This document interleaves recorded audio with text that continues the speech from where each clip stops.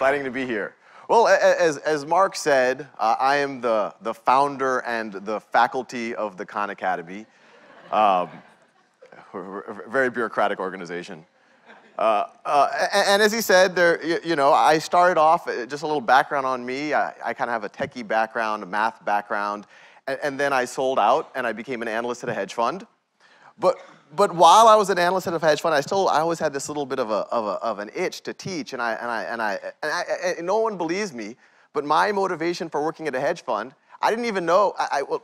Someone told me it's the best job to learn about everything. You get to see what happens to crop prices when an oil tanker in this part of the world disappears, and then that happens in gold price. That's a great job. And then someone else said, and it pays pretty well. I said, oh, that's a. But I was working I sold out. I was working as an analyst at a hedge fund, and I started tutoring my cousins in New Orleans. And we would do this kind of remote tutoring type of thing. And we'll talk more about the form factor, because that's what I really want to make this talk about. And I wanted to scale up, so I started making YouTube videos, and fast forward, about 4 or 5 years, and as Mark said, it's now 1,400 videos.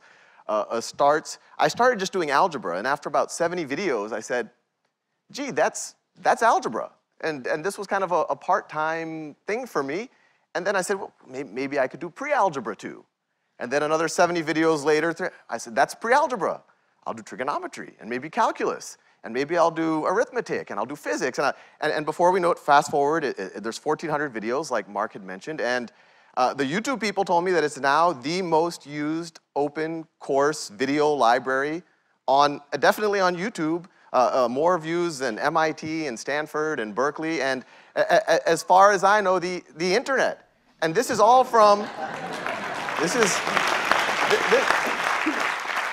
And this is all from one dude who was, a guy working at a hedge fund in his part-time with no budget whatsoever, really just starting to tutor his cousins, and now it's 60,000 video views and 14 million views, 200,000 unique students a month, and you can kind of view it as it's the largest school in the world. But before I go into the actual, why, and I want to make this kind of a conversation about why I think it's working, because I think it can be moved to other domains in all of our lives, I think, and I think it'll tell us something about how we learn and all of that. I want to show you a quick video, just so you understand the form factor, and then we can talk a little bit about why maybe we collectively think it might be working. So if you start up the video.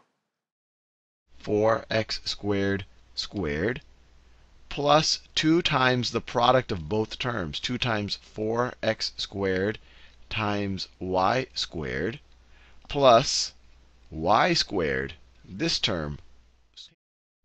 In October of 1805, the French Navy gets destroyed by the British in the Battle of Trafalgar. This is Trafalgar. It's actually written here. Trafalgar. And they get destroyed by Napoleon's good old friend, Admiral Horatio Nelson. Horatio Nelson. So this guy was definitely a thorn in Napoleon's side. Horatio, D8 positive T cell. It has the CD8 proteins on it. And this would be called a CD4 positive. CD4 positive T cells. P of XYI plus Q of XYJ, right? This is just a vector field over problem 34. A landscaper estimates that landscaping a new park will take one person 48 hours. If 4 people work on the job, and they each work 6-hour days. So,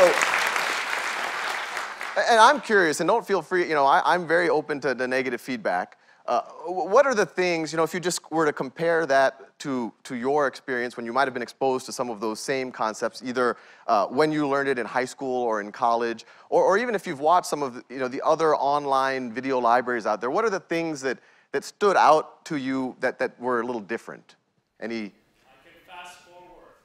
Yeah, no, that's actually a huge, and I think that's online video in general. And the comment was that you can fast forward, and I was going to talk about this later, but there's this whole notion that anything online is kind of just a nice to have. It's not as good as a live interaction, and I think that assumption is something that, this is bias that we always have in life, that something for free that has zero incremental delivery cost has got to be worse than something that's really expensive and hard to do. And if you think about it, I mean, there is value of being in a room together. I think, in something like Gel, it's like a shared experience. We can get inspired together. But if it's like a broadcast lecture and it's kind of mundane and no one's really, there's not a lot of interaction, it's an interesting question to say, gee, is video in any way less good than an actual live interaction?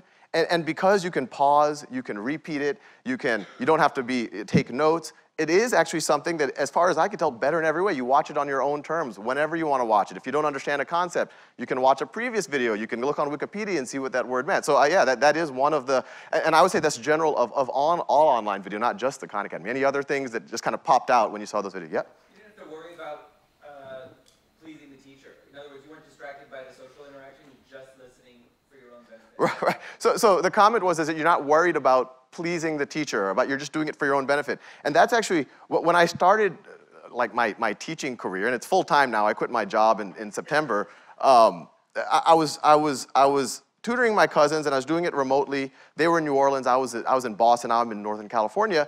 And they were doing really well, but then I started doing these YouTube videos, and I assumed it was not going to be as good as the live interaction. I assumed, this is just a nice to have for them.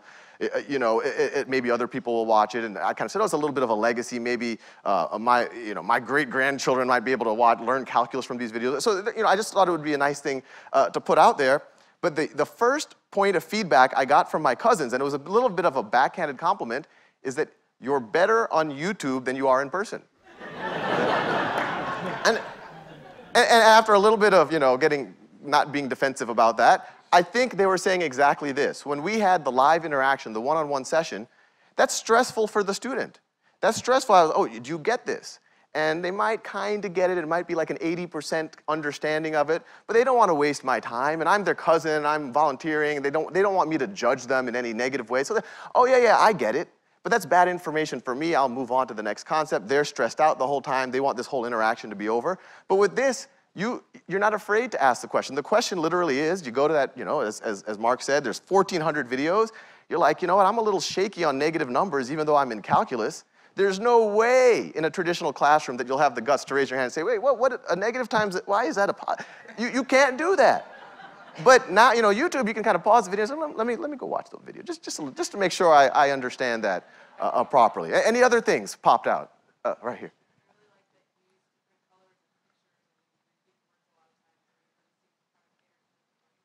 Yeah, so the comment was that it colors and I repeat a lot and I cater to different learning styles.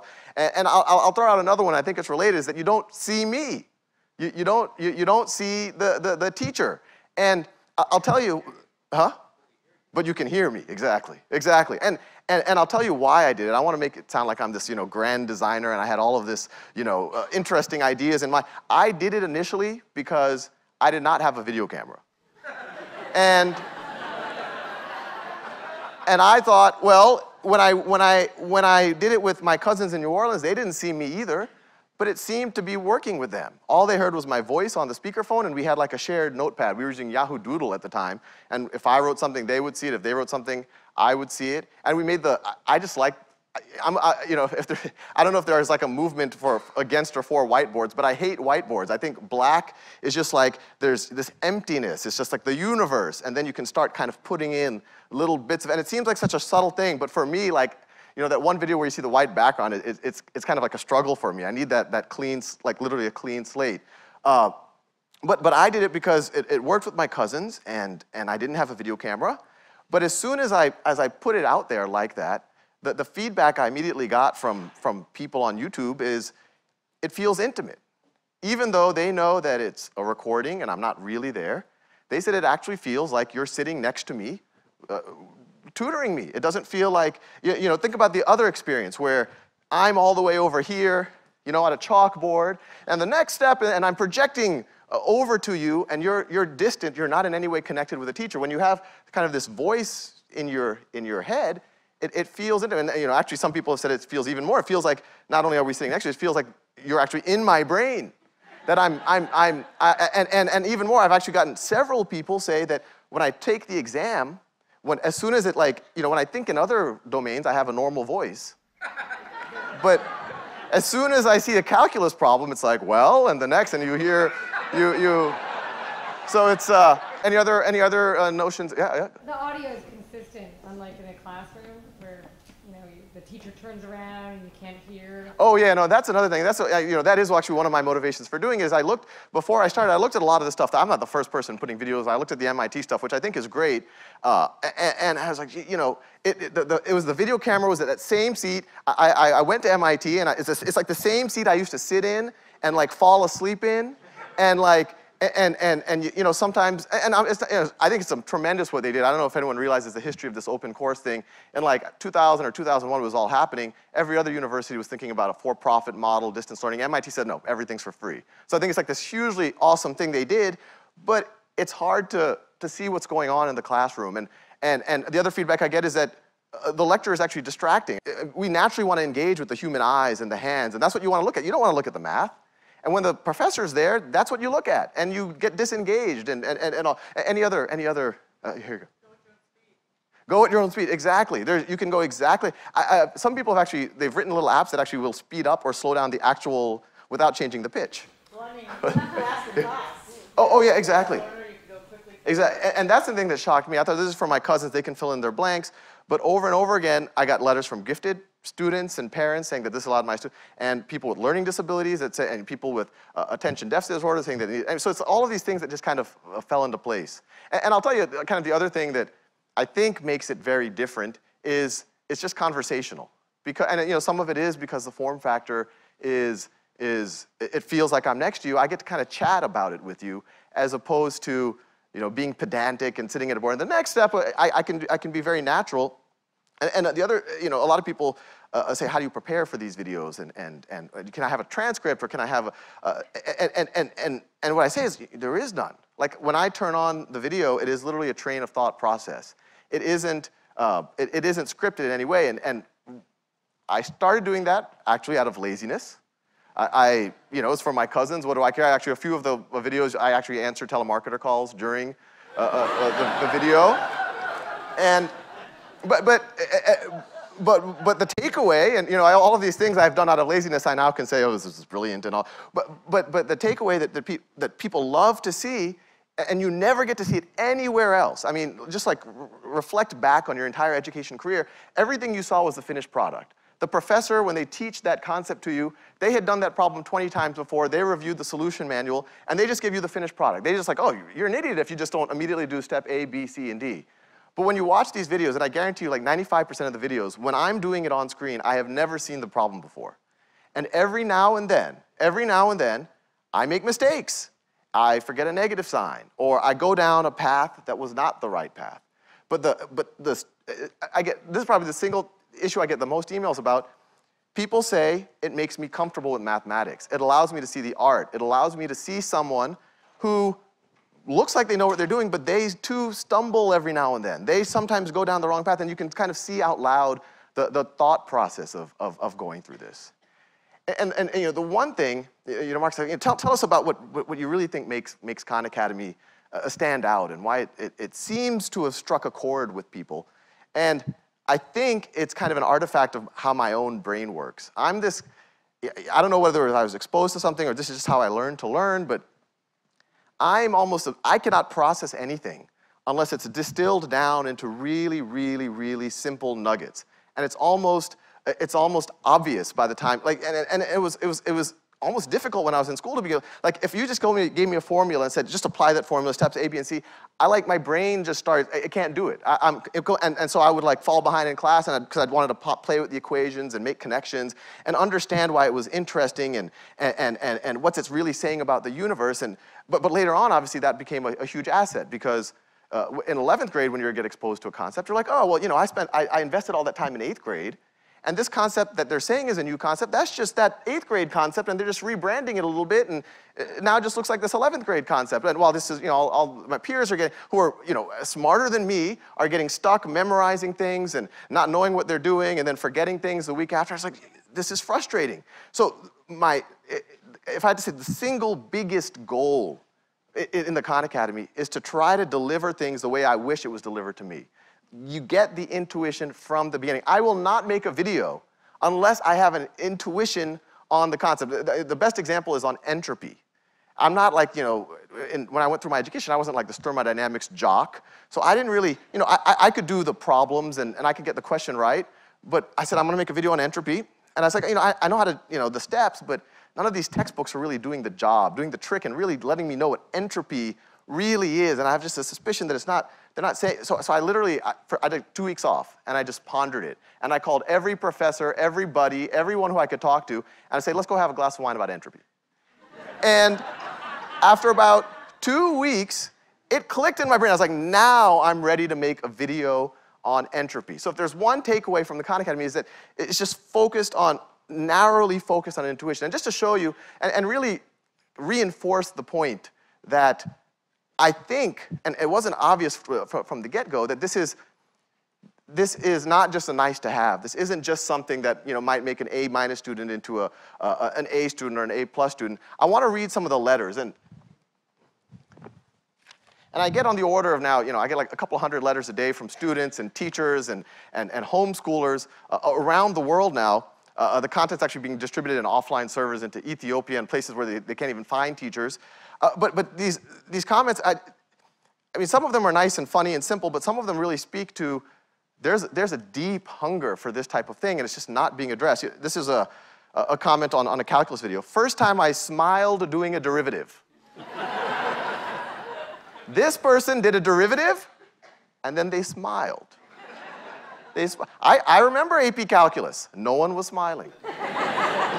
And then the next comment, this is in reply to that response. Same thing here. I actually got a natural high and a good mood for the entire day. Since I remember seeing all of this matrix text in class, and here I'm all like, I know Kung Fu.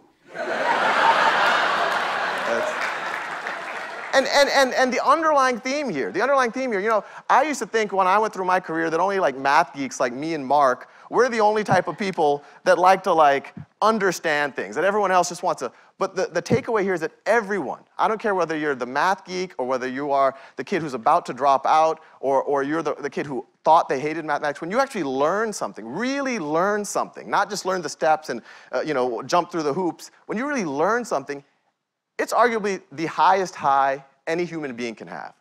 And you see it, I mean, this is another letter.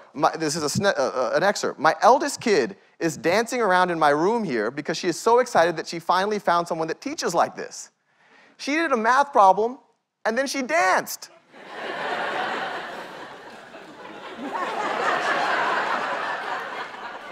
Now this, I was working as an analyst at a hedge fund, and the site traffic started to take off, and I said, gee, I would tell my wife, this is so exciting, and I want to do this, and people are writing me letters, and but it wasn't making, but I said, I have some savings, I could quit, and I was really on the edge about this. I said, I really want to do this, but I can't figure out, and then I got this letter, and this letter, and I'll read an excerpt of it, to me, I mean, I was like, if I only got this letter, this would be worth it, but there could be a million people like this, and this person's the only person. I mean, it's Mr. Khan, no teacher has ever done me any good. This may sound harsh, but I mean it quite literally. I was force-fed medication to keep from talking and chastised for not speaking when called on. About 5 years ago, my family collected enough money to move from where I was born so I could have a chance at having an education and living a real life. But without a real mastery of elementary math, I was slow to progress. I am now in college and learning more than I ever have in my life.